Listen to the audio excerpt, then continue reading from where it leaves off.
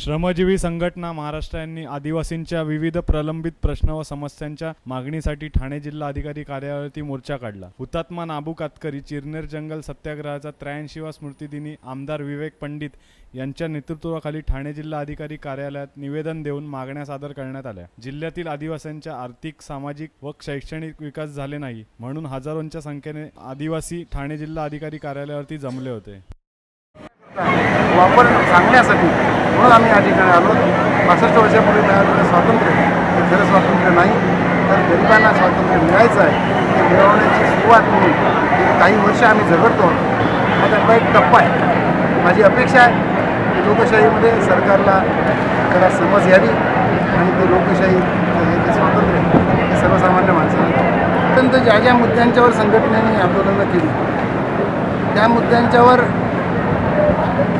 संघटनेला बऱ्यापैकी यश मिळालं असं मी म्हणतो। पूर्ण मिळालेलं नाही, परंतु बऱ्यापैकी मिळालं। उदाहरणार्थ वनजमिनीचे जे पट्टे होते, हे वनजमिनीचे पट्टे ठाणे जिल्ह्यामध्ये जवळपास 22,000 शेतकऱ्यांना आम्ही मिळवून देऊ शकतो। 50,000 एकरपेक्षा जास्त जमीन आम्ही मिळवून देऊ शकतो। त्याच्यानंतरच्या कायद्याच्या अंमलबजावणीमध्ये वनशेतीचा भाग आता आहे। जवळपास 70,000 ते 80,000 एकर वनशेती ही आदिवासींच्या ताब्यामध्ये आहे।